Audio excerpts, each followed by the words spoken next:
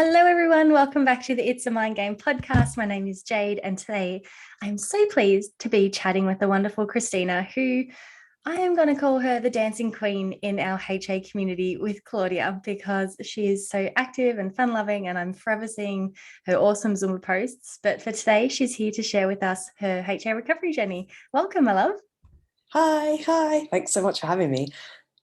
I'm so excited because we've been together on this journey for a little while. And I say that because, it has its ups and downs. And I feel like our first conversations are quite different to our later in life conversations. And I'm really excited for everyone to sort of hear how your journey's evolved, especially because you have that key feature where you did keep movement in, and you decided that that was sort of one of your pinnacles of your recovery, that you're happy to reduce training. And we chatted about a few different ways you could keep your heart rate lower or sneak in little rest breaks, but still have your clients feeling all of the energy. And I just remember you hearing that sort of feedback and just absorbing it all and getting a message the next day being like, yep, did it, tried it, cool, it's working. And you were so quick to implement all of these things while being so confident that you would be able to get your cycle back while maintaining that level of exercise that you wanted to keep, which I think is really cool. But let's start at the beginning. Do you want to share with us a little bit with, how HA sort of eventuated, and did you know it was an issue at the start, or was it something that you learned later on? Yeah, definitely. So I've always been active my whole life and I've always loved doing sports and fitness. And it was about 5 years ago, I decided that I wanted to take my hobby, which was my love of the gym and fitness, and sort of turn it into something a bit more. So I enrolled in some group instructor training courses. So I got certified in various classes, including Zumba and HIIT and body combat and all sorts of things. And I turned that into like my little side hustle. I still had my main job, like my 9 to 5 job, but then I started teaching classes like on the side, evenings, weekends, and I absolutely loved it. I turned it into like my own business on the side. So I absolutely loved it. And anytime I was offered a class, I would take it or I would cover. So at the beginning, I only used to teach maybe one class a week, and then over the years, my business has developed, and I've grown more confident, and I've taken on more and more classes.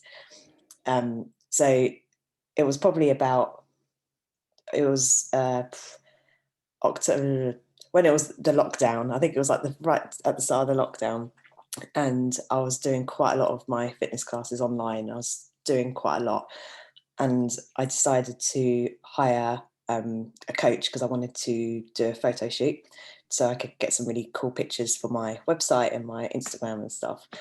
And at the time, I thought smaller must mean better in my head.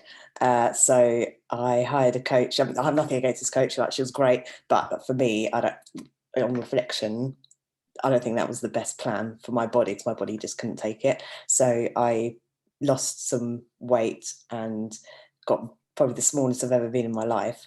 And yeah, that's when I started experiencing the symptoms, which like tiredness, hungriness, thinning hair, all these symptoms. But I kind of brushed it off because I was so focused on looking a certain way for my photo shoot.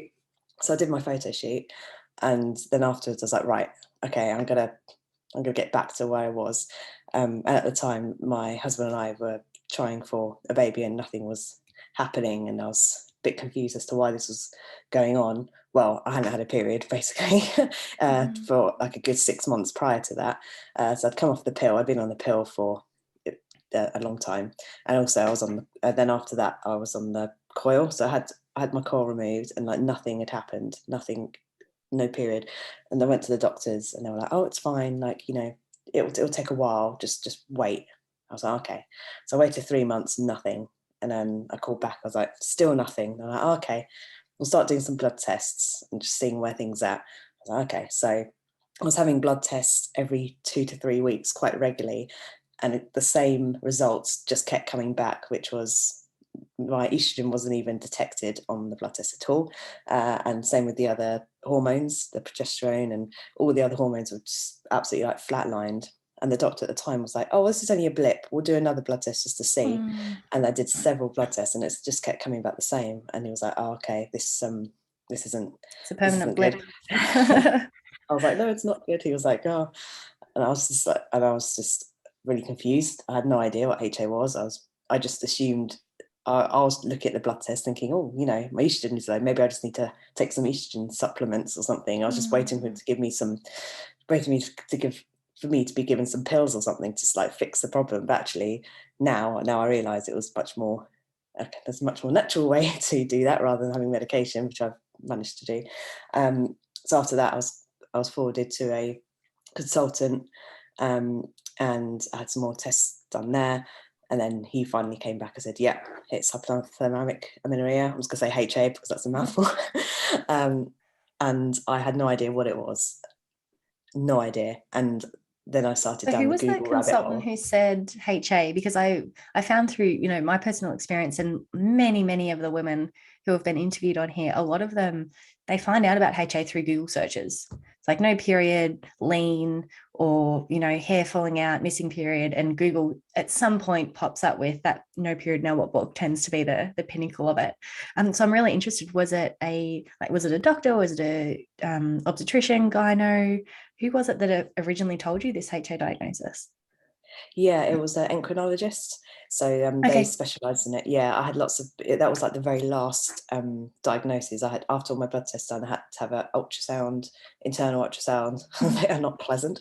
Then a MRI to check it wasn't like an actual like physical issue in my Yeah. brain and Yeah, I pituitary. So I had had all the two. tests, and then at the end they're like, no, it's HA. Yeah. I was like, great, okay. And then I was like, what is this HA? And well, he basically said, oh, reduce your exercise, put on some weight, and it will come back. He said it's nothing to worry about. Like, it's completely reversible. Because I thought, oh no, I've got something which I'm going to need a life of medication on or something. And he was like, no, it's completely, reversible. You can get it back. I was like, oh, great, okay. Then I went away with all this information, this diagnosis, and all this stuff, and I was really like, overwhelmed. I just didn't know where to go. And then I was looking online, just trying to find, other people who might be in the same thing, listening to so many podcasts, reading so much literature, absorbing myself in as much information as I could. And I did feel really lonely in it. And because with nobody else at the time I was with, nobody understood, like, I told my close family, but none of my friends had experienced anything like this. So I did feel like quite isolated in it. And then that's when I found Claudia's group, and it just seemed like absolutely perfect. And I had my first discovery call with Claudia, and Claudia is Claudia. She's She's amazing, so fantastic. bubbly and sweet. And she was, even from our first discovery call, she was so understanding. She's like, I know exactly what you've been through because she's been through it. And I joined her online community group, and I haven't looked back since. It's been amazing to be with Claudia and to have all that support, and to be able to talk to other women who know exactly what you're feeling, and no questions are silly. You can put anything you want in that group, and someone will have experienced it or would offer up help.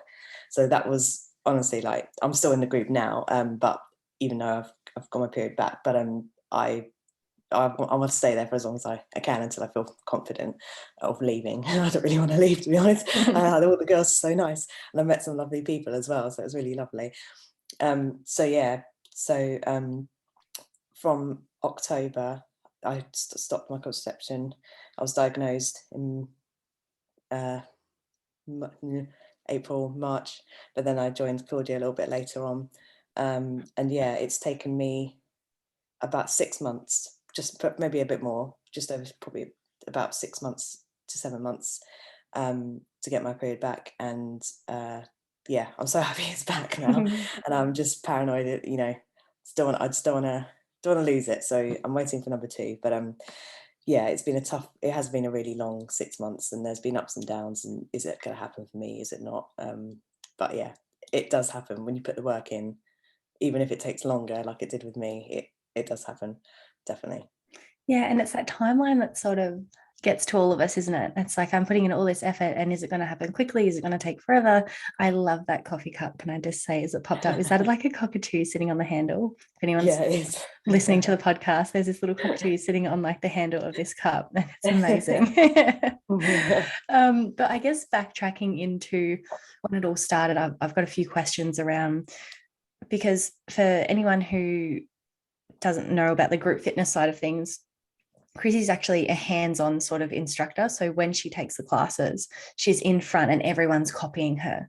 So it's a little bit trickier to simply run a circuit or verbally instruct people what to do, because you're doing Les Mills sort of programs, you've got the Zumba programs, and some of the HIIT stations you do as well. You're actively involved in it because that's also your coaching style that you find that your members really respond well to, is that they love seeing you in it. And I remember early days of conversations in the group community calls. Some of the things that sort of presented themselves were this idea of, I want to keep my classes, but I feel like I can't do both, like both can't coexist. What's the middle ground there? And some of the things we sort of concluded was the idea of just reducing your intensity. So you're still doing the movements, but rather than going as hard as you can, you're going at maybe 60, 70% or even 50%, using a few more verbal cues than always doing the physical things, and using potentially clients to do some demonstrations for you as well, if it was that type of class that permitted that to happen. And I think because your mum joins in on one of your classes as well. No, I Yeah, just she remember the does. feedback Yeah. of you implemented some of these changes, and it was very well received. And even your mum was like, no, that was a great class. It was fun. And I don't think beforehand she knew that you would change things up. She just knew that she had a good time. Could you maybe talk to us a little bit about what you decided to do in order to, keep your classes going, because you love it. It's a side hustle. It brings you joy. But bringing in the factors that you needed to in order to help your body recover from this overhaul of stress. Yeah, definitely. Because with all, as yeah, as you were saying, like I absolutely love doing the classes. That's the fun of, for me. It's the fun of actually like joining in, jumping around, especially classes like Zumba, and you're just having a good time, you're having a dance. And I just couldn't bear the thought of going cold turkey and just doing zero exercise. And I know it works for, I mean, different people have different methods of getting their period back, and some people have completely cut out exercise and it's worked for them.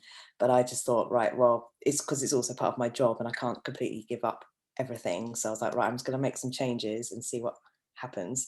So I reduced a lot of all the extra things I did outside my class. I used to weight train like 5 times a week. So I dropped that down to 2 to 3 times and much lighter.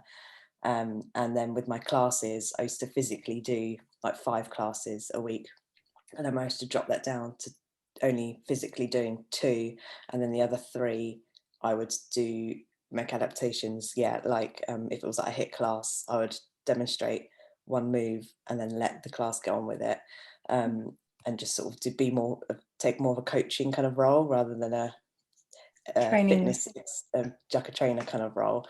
And then other times I'd sort of get people to sort of partner up and do challenges against each other, so I can just stand and watch and let them sort of get a bit competitive. That was Jade's great idea, of getting them competitive, getting them to run around to do boxing or different things and just make it a competition for them, so they were busy and occupied, whereas I could stand and watch and just coach them and just make sure everything was okay.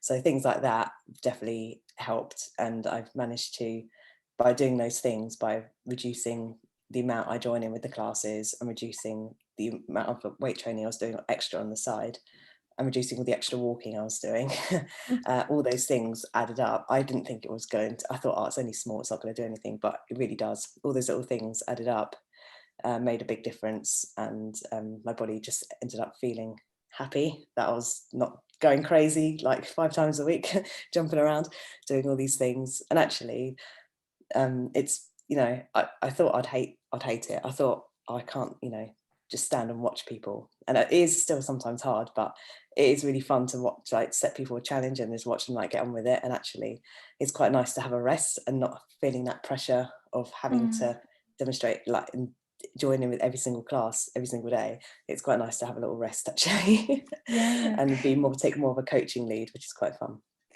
And Definitely.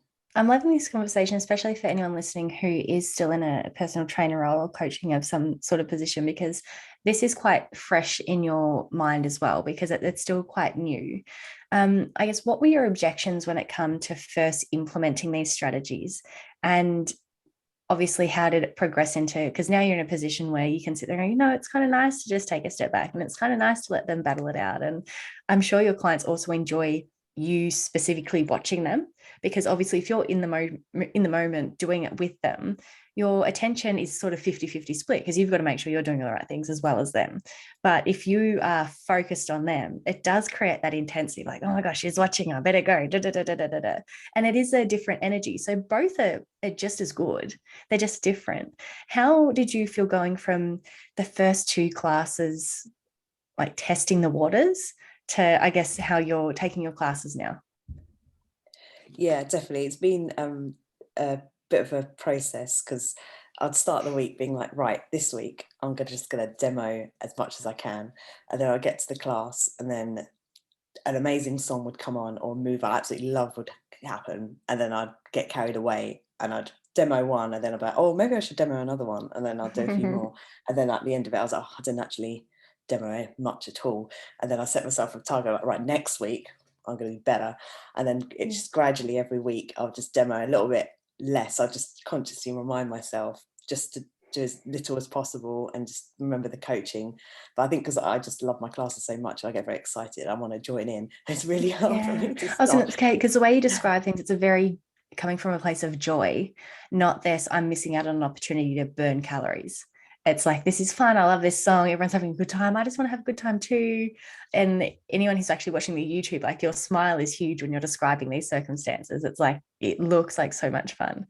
I do wonder, because it was sort of the photo shoot that created the biggest leaps and bounds in that stress response. How much did your training ramp up, and I guess your nutrition narrow in when you were doing the photo shoot? And you said once the photo shoot was over, you sort of wanted to get back to things.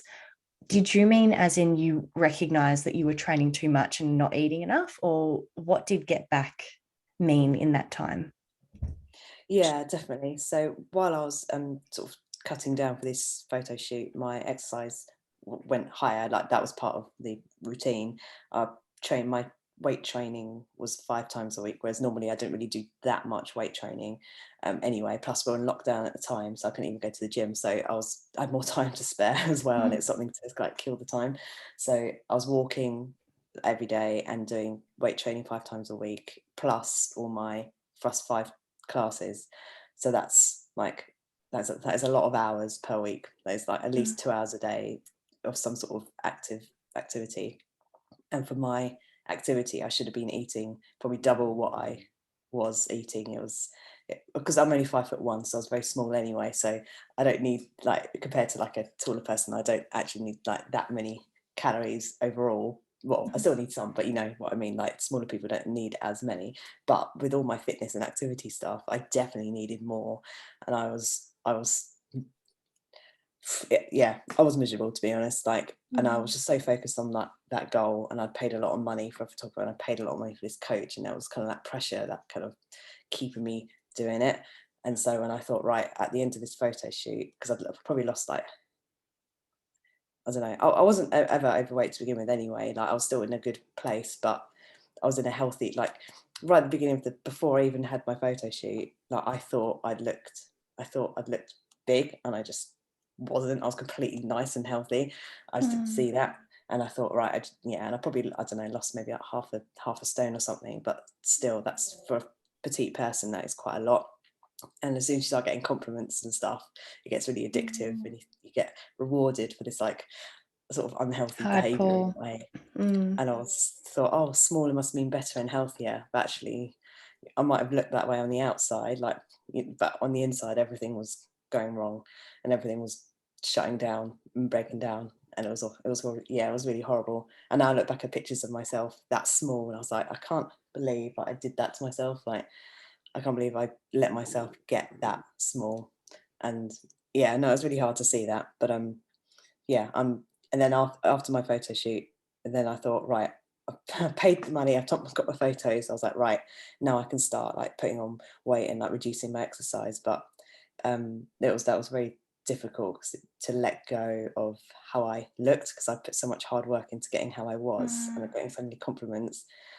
The idea of my body changing and not being this girl who has her abs out all the time, and you know, being bigger, it just really daunted me, and it was really scary. But as soon as I met Claudia's group and I had other people to sort of talk to, it was almost like a therapy. And I was like talking mm, to them and realizing, you know, actually there's bigger things in life, and like, what is my priority? Like at that time, my priority was getting some pictures for my website and doing this photo shoot. I was like, that's not my priority now. I need to focus. So my priority now is to be a better me, be healthier, and be fertile, because my now priority, which is still now, is to have a family. So I need to put my worries aside of how people judge me and like my body shape, and actually, yeah, there's bigger things. So I definitely want to have a family. So that's my priority at the moment. That's what's like driving me to keep yeah. going, stay consistent. So it does happen. Yeah, and it's really interesting that even though you like really enjoyed how you looked for the photo shoot and you were proud of what you had accomplished, you instantly knew that you needed to be healthier. Like that you got the photos and you're like, right, I've got to get myself back, because a lot of people after participating in a photo shoot or a bodybuilding comp, I must stay the same. But you were kind of stuck in both worlds where it's like, I'd really love to stay this way, but I can just feel it's really not good. And sometimes that can be just as difficult because there's such opposing ends. It's like, you know how to feel great, and you know that not that long ago you were feeling really great, but that idea of that this is a kind of cool identity that I'm enjoying as well, and what am I willing to sacrifice, like what's going to come first. What did you find was the biggest leap for you in regards to training and nutrition? Did you find it easier to sort of start eating a little bit more? Or did you find the training side of things more challenging? Or did you find them just as difficult? Yeah, I think they were both just as challenging as each other. I'd say I really enjoyed eating more food, because I realized how much I actually love food when I allowed myself to eat more. I love food. So it was fun at the beginning, when you're told, like, you know, doctor says I've got to, you know, put on weight. Mhm. You're in this like honeymoon phase, like, yes, it's great. And I was like eating stuff I hadn't let myself eat for a long time. I was eating pizza and, you know, treating myself to all these things. And the first few weeks, like, your body doesn't really change that much. So I was like, oh, this is great, this is great. And I felt Yeah. good and happy. If And anything, your then, muscles look more plump, don't they?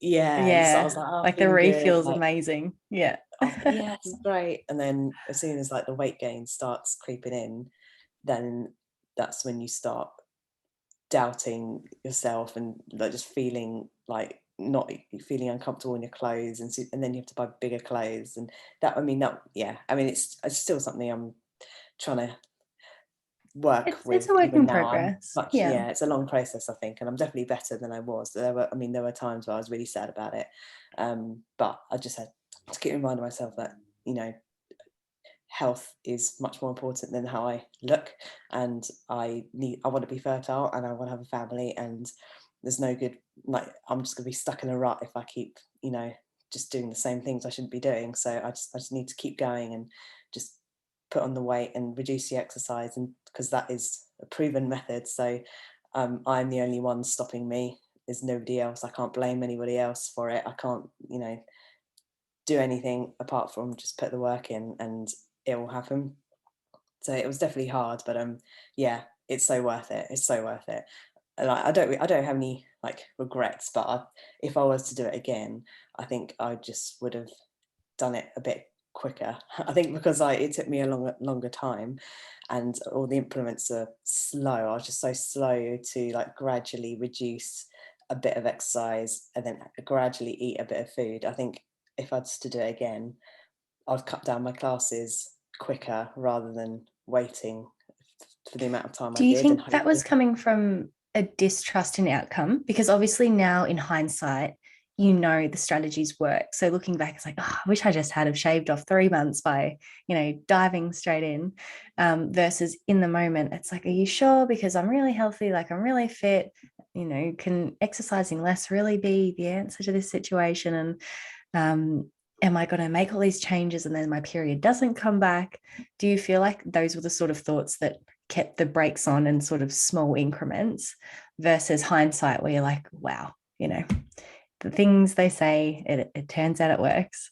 And I mean, and also highlighting the fact that your version of all in was reducing your classes intensity. Did you completely remove your strength training or did you keep some days in? Yeah, I just did about 2 days, 2 or 3 days, whereas I was doing like 5 days, but really heavy. And then I just cut it down to like 2. So yeah, no, I had complete faith in the process. I knew it would happen. I just found it hard to actually Act on do it. it and Yeah. make myself do it because I didn't have like if somebody had like physically taken my weights away, locked them away, that probably would have been better. But it's but I'm not very like with I have certain bits of willpower in certain ways, but with this bit of willpower of not. It sounds bizarre, but like when I was telling my friends, I was like, I have to not exercise, and like finding the willpower not to move, I found really challenging. And they're like, What do you "What?" mean? Like, I "You just know. get to sit on the sofa and do it." I was like, I think it's because like just because the industry I'm in and like it's what I love doing. So to me, that's that Yeah. sounds terrible, but actually, like, No, but I think I have that's why the complete faith. community groups are so important though, because I don't know, I guess just off experience of all the women that I've spoken to and even what I've witnessed myself is certain personality types, like it's just in our nature, we love to move. Because you would have seen as well through the Facebook groups, different podcasts, there's some women who either reduce their exercise or completely cut it out, get their cycle back, and they don't choose to return back to what they were doing. They've just decided that they're done with that chapter of their life and they want to pursue other hobbies. But then you've got other women that are like, all right, I'll take a step back. I'll do what I need to heal. But as soon as my body's ready, I'm gradually going to ramp up my training. And the goal is not there to be shredded again or, live the life they were living, but they can't wait to get back up to, say, 5 days a week of training again or to be doing some heavy lifts rather than that lighter volume. And I'm just thinking about the friendship group side of things because I've got a couple of friends who are much the same where they don't like movement, and one of them's openly said the idea of my heart rate going up makes me sick. Like she just hates it, that there's not one bit of interest. And literally water on a duck's back, even if you were to bring up something health and fitness related, you'll see her just zone out, like it's just a nothing. But that's her unique character.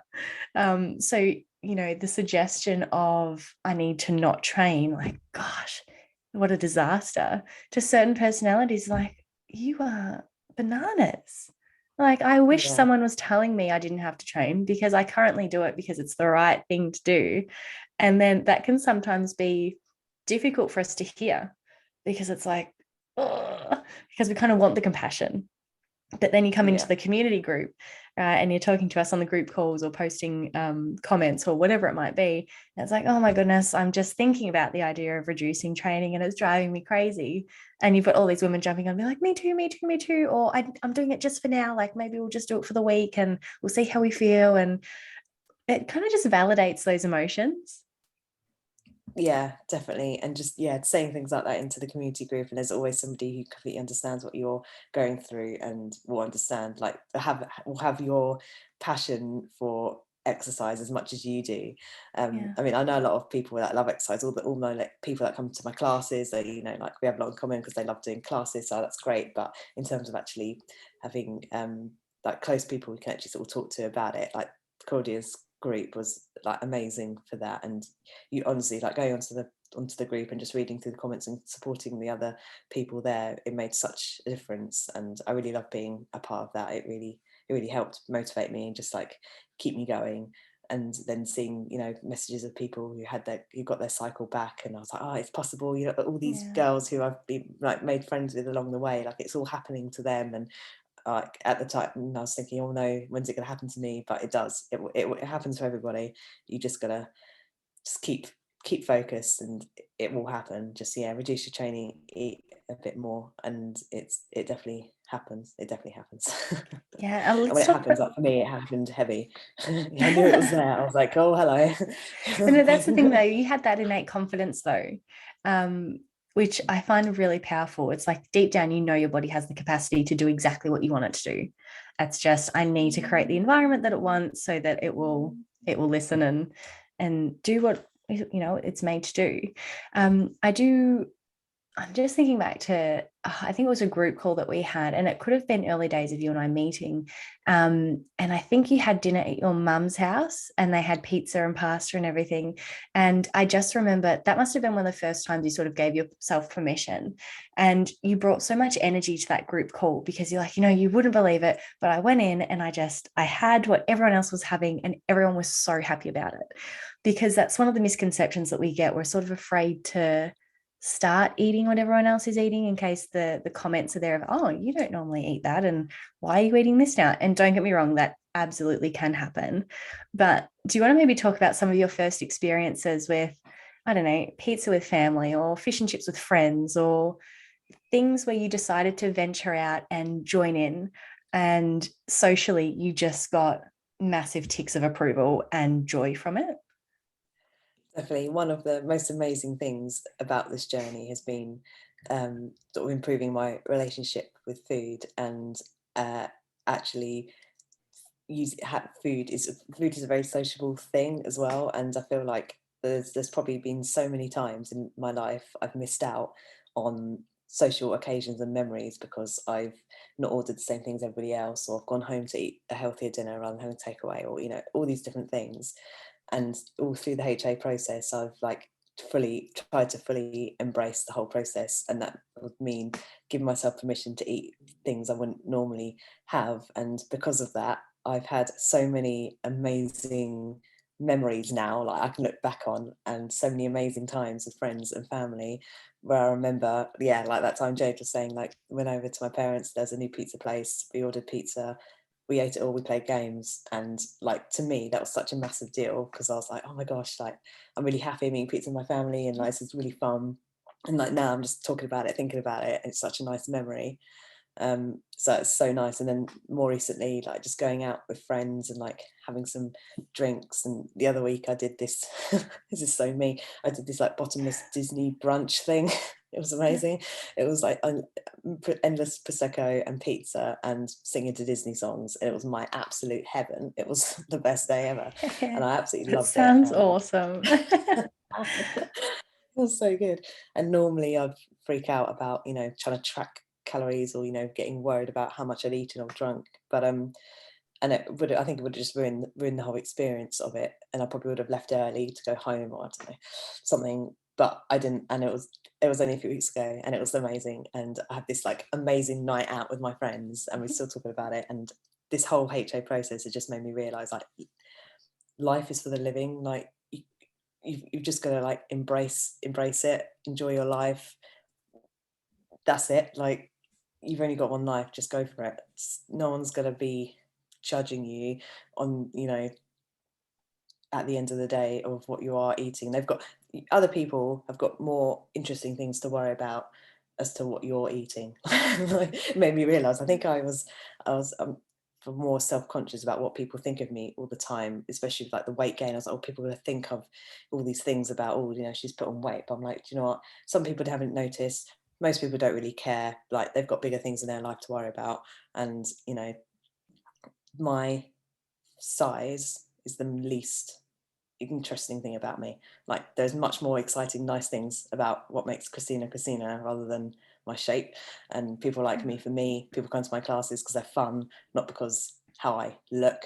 They come for the exercise and like how fun I make the class. And people like me for my bubbly personality and my nice things. And it's not like, and I haven't lost any friends, you know, not that I was expecting to, but you know, like No, but it feels like if we take away that identity or that image, that we could lose something.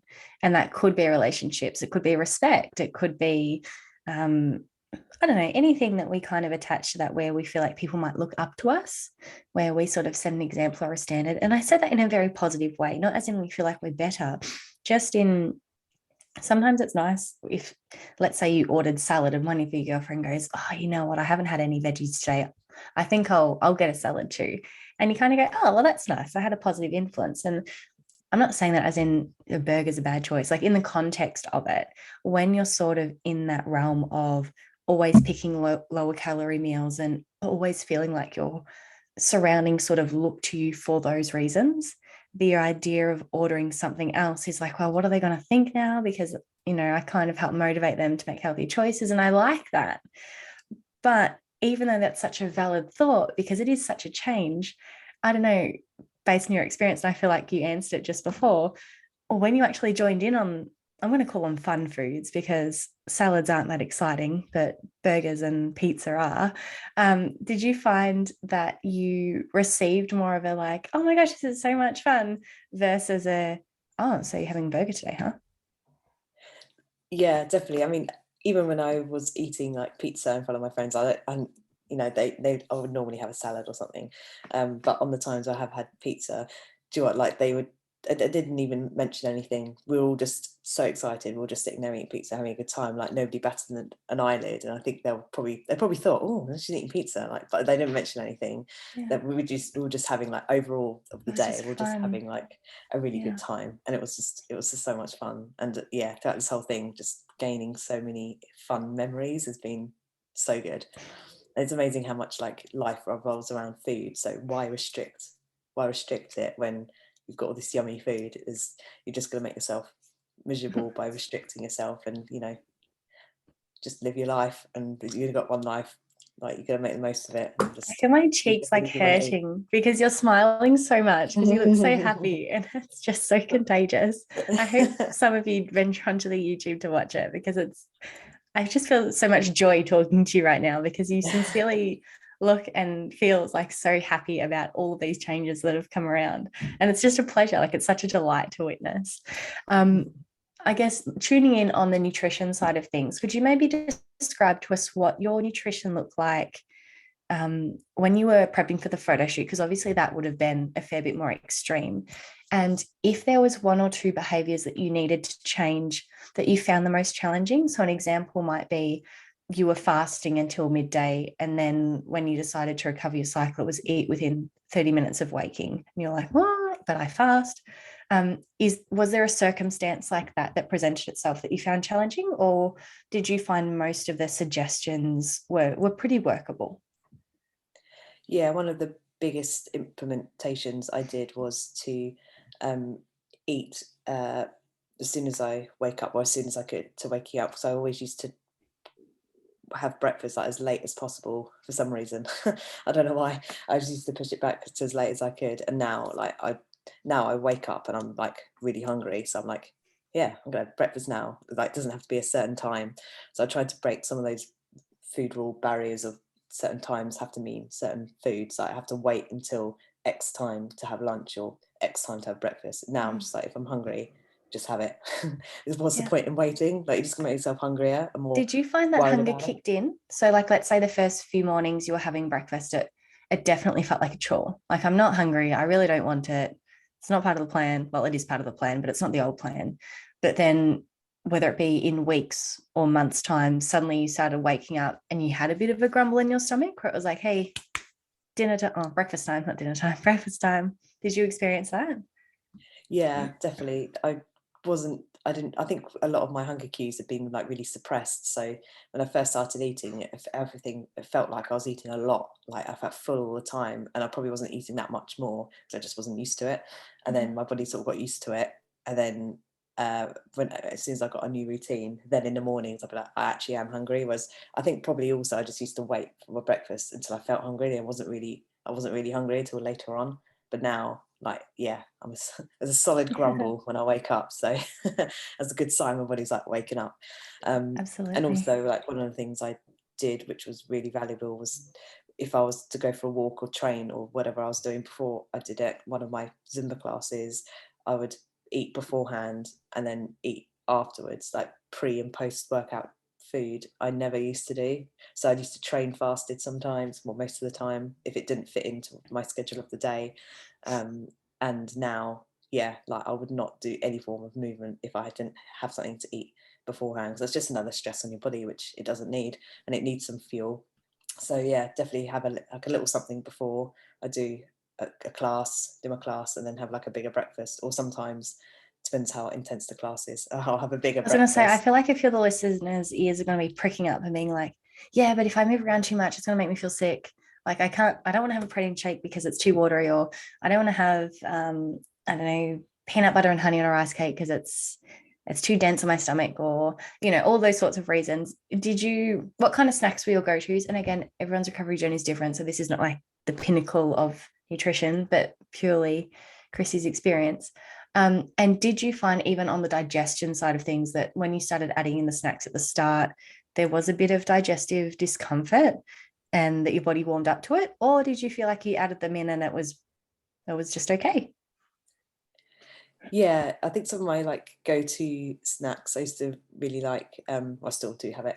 I quite like a toast or rice cakes or something with peanut butter. I love peanut So butter, good. so anything peanut butter Me is too. so good.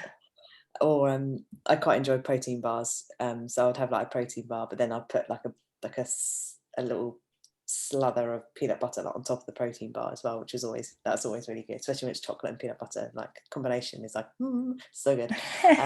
Stuff like that. Yeah, nothing too like heavy.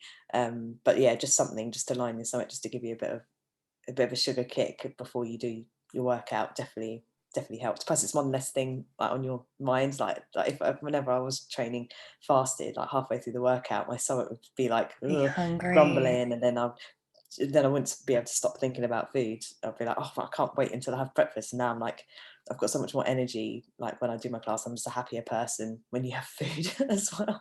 It makes such a difference, definitely. And also, like I cut down a lot of my coffee. I used to drink quite a lot of coffee, and now I'd probably only have like one a day, and it would be in the morning, and I wouldn't have anything in the evening or the afternoon. I'd just go for decaf.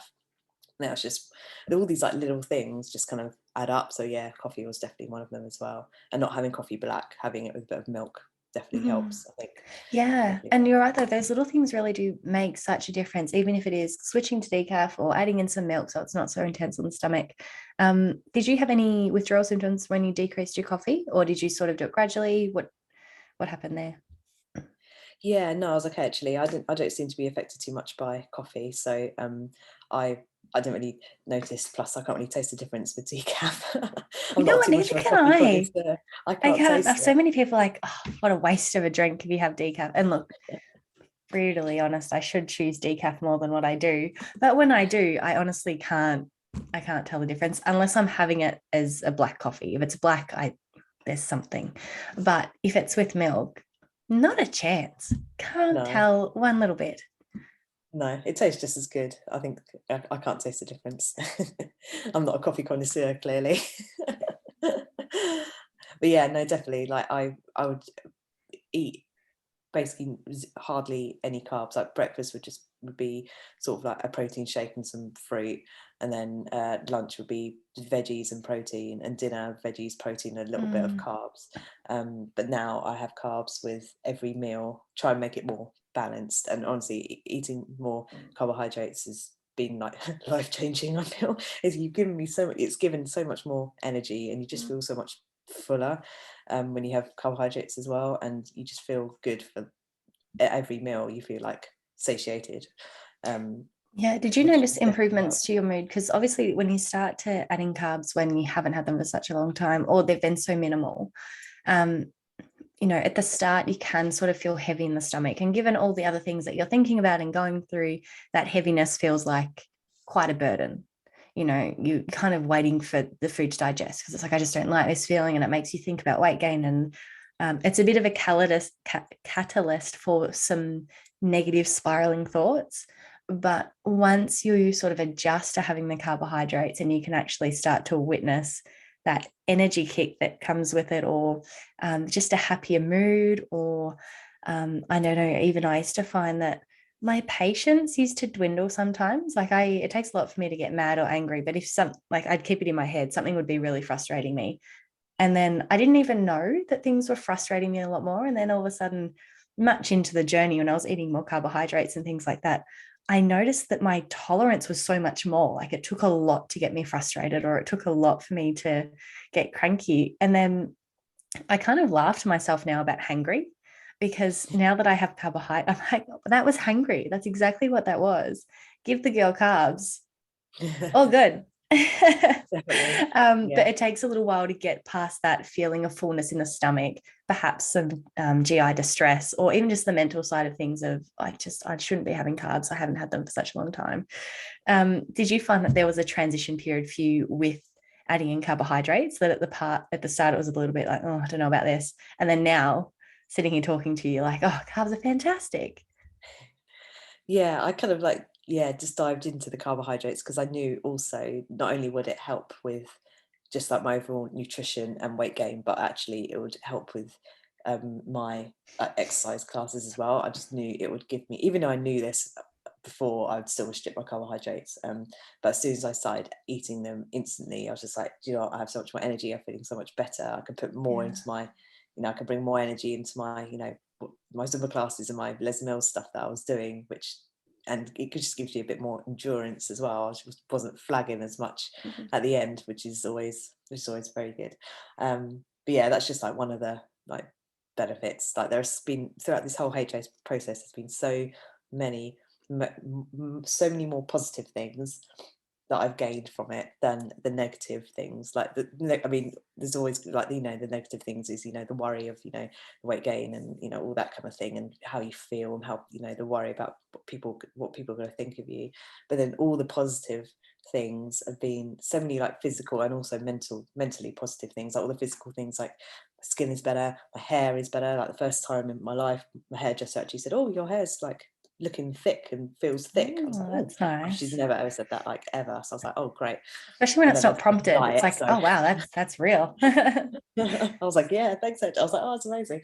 And then just feeling warmer like all the time. It's really nice. Like I was constantly cold and bad circulation, and now I just feel warm, which is great. So having a Yeah. bit more on you makes so much more of a difference. So just feeling like genuinely happier. There's like a weight off my shoulders of not having to stick to X amount of calories and track it all the time.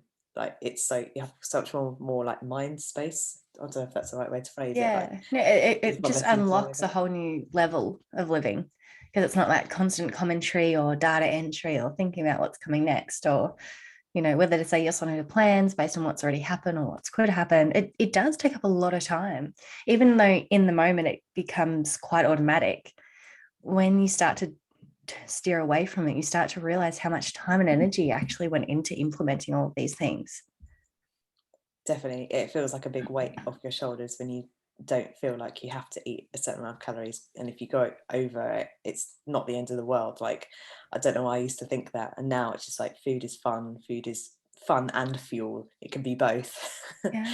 Which is or before I always used to just think of food as fuel. I have to eat it because I have to eat it. And now It's very like robotic. it's like food is also fun, and it's linked to fun social events and memories and all these other really fun positive things, and like all these yummy foods I was not letting myself have. And now I'm like, why did I do that? It tastes so good. Do you feel Missing like out. that was probably one of your biggest takeaways from the HA recovery journey, is just that there is that, social element and joy and fun and spontaneity that comes from not having such rigid food rules, and even potentially rules around training, like the flexibility to, other than your work classes, because obviously, they're a set schedule, but if you take a day off, it's okay. If you train, 2 days one way and then a little bit differently the next, it's not the end of the world. It's, you can sort of adapt to the circumstances and how your body's feeling a lot better. Yeah, absolutely. Yeah, no, it's been, I've learned so much in this whole process, and being in the group with Claudia has made me like realize that, yeah, you can still, like if everybody's all in kind of is different, and I didn't necessarily have to do zero. I could still do, my version of all in was just cutting down on what I could, even though it did take me a bit longer. It did happen because of all, I think all the other things I was implementing as well, like the bit of the extra food, the slightly less energetic classes, and then like taking my coffee to one a day, and just having more like uh freedom around food and just all the good things about it. And it did, and yeah, it took a while, but it did eventually eventually come. So it's all Do you good. think that plays such a big part though? Is like the way how you've described all of this is, there was definitely troubling times in regards that, not sure if it was going to work out the way you wanted to, or a little bit scared to make new changes, worried about judgment. But for the most part, it seems like with every new behavior that you brought in, you were bringing joy with it. It's like, I'm going to make this fun. I'm going to be with my friends. You sort of made the most of the situation rather than being like, oh, everything is a bit of a grind, because it can be that way sometimes. But just the way you sort of talked about things is that even though I'm sure you had moments of that, for the most part, it's almost like you chose to be more absorbed by the people around you and all the fun everyone was having, rather than sort of have the tunnel vision of, I'm making this change, can anyone tell? Because our mind goes to whatever we direct it to. And I just feel like that's been a consistent thing since you've been talking. And absolutely, please correct me if I'm wrong, that when you were going out and having your experiences and literally deciding to live life, as you said earlier, is that seemed to be where your awareness was going, was the laughter, the dancing, the new venues, the nightlife, not needing to rush home early. It seemed like that sort of absorbed you more than the actual behavior change itself. Yeah, definitely. I think because I'm such a sociable person, and it just made me realise that I was this whole time I was missing out on all this fun stuff, and I wanted to be part of it. I didn't want to isolate myself and be the one that won't eat this and the one that goes home early, and I don't want to be perceived as the unsociable one. I was like, do you know what? I love my friends, I love my family, and I want to be like do all these fun things with them. I was like, I don't know why I've been restricting my behaviors around food for so long for doing it. So I was like, this is so much fun, and yeah, I just love being around people and just making those memories, because memories are the things that last. Your body will change throughout your whole life. Your body will change. You can't really control in certain times of your life, and like my mum has been like amazing to this whole thing. Like when I told her, she's been so supportive, and my dad, like, but it's easier to talk to your mum about these kind of girl things. So she's been really supportive and she's really helped. And she's saying, everybody loves you for you, not what you look like, and your body changes throughout different times of your life. And like when you get pregnant at some point and have a baby, you're going to be, naturally you are going to put on weight, but then other times you might be smaller. Like, That's life forward. fluctuates, and Yeah. you've got to fluctuate with it. And yeah, no, she's been like amazing and been helping me. And yeah, I know I can talk to her about anything at any time. And like I've been telling all my close friends as well, but there's something special about talking to your mum about it. She just Yeah. It completely sounds like she's got some understands. really cool mantras as well. Like, your Yeah, body's yeah. forever going to change. And even I think you read it off before, life is for living. And they're all very positive things that are spontaneous and are very like rhythmical in regards to kind of change is inevitable. So you can either push it away or you can just run with it and have some fun. And especially from someone like your mum, I think because you can sort of, if you've got the close relationship you're describing as well, there's that trust that what they're saying is true versus, I don't know, let's say a stranger says it to you and it doesn't feel the same because it's like, well, I don't really know you and you don't know me and you don't even know really what I'm going through right now. But your mum who's sitting there listening to everything that's happening and what you want to achieve in life and giving these positive feedbacks and even just new ways to think of things. I'm sure that would have been like really special moments. And, come the time when you are with child, you're going to be going to revert back to that and be like, Mum, remember when you said everything was going to change? And like, look at my belly. So Yeah. there's so many more fun times that are going to eventuate just from those like foundation moments.